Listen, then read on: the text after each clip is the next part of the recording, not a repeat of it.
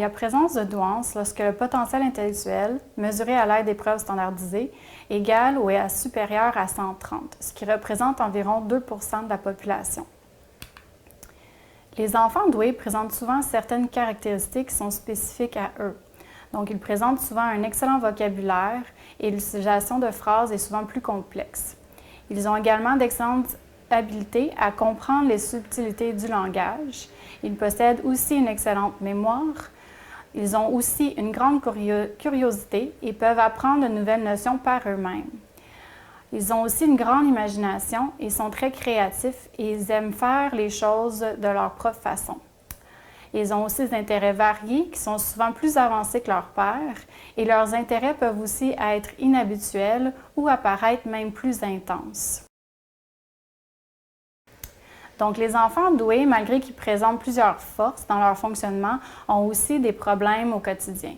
Donc, par exemple, ils peuvent présenter une sensibilité émotionnelle élevée. Donc, ces enfants établissent souvent un plus grand attachement à différentes personnes, endroits ou objets, faisant en sorte qu'ils peuvent avoir de la difficulté à s'adapter à de nouvelles situations ou environnements.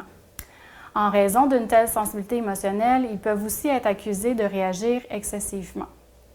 Certains enfants vont aussi présenter une surexcitabilité psychomotrice qui se manifeste par un surplus d'énergie. Ils vont aussi parler de façon excessive, ils peuvent agir impulsivement, ils peuvent aussi présenter des signes de nervosité, ils peuvent aussi présenter des difficultés comportementales comme de l'opposition.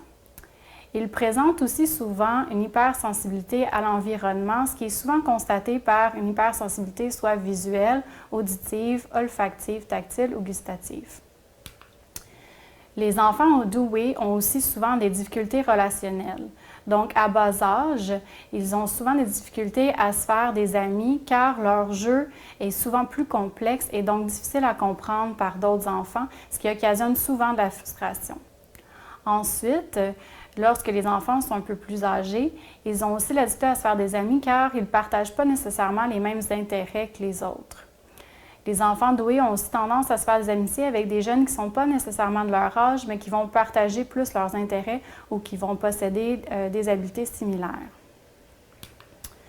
Donc, l'évaluation en neuropsychologie va permettre d'évaluer si les difficultés rencontrées au quotidien peuvent être expliquées par le profil cognitif de l'enfant doué. Par ailleurs, l'évaluation pourra aussi permettre d'évaluer s'il y a présence de dysynchronie entre différentes sphères du fonctionnement de l'enfant qui pourrait suggérer la présence d'un trouble. Donc, nous observons fréquemment des variations entre différentes sphères du fonctionnement de l'enfant doué, ce qui signifie que certaines sphères seront inférieures à ce qui est attendu, considérant le fonctionnement intellectuel supérieur que présente l'enfant doué. Donc, par exemple, certains enfants doués pourraient présenter des faiblesses sociales et motrices ou même des faiblesses en écriture. Ces habiletés pourraient être comparables au père, mais demeurent inférieures aux propres aptitudes de l'enfant. Et ensuite, les éléments que fait ressortir l'évaluation neuropsychologique pourraient orienter les interventions afin d'améliorer le fonctionnement cognitif, comportemental et psychologique de l'enfant.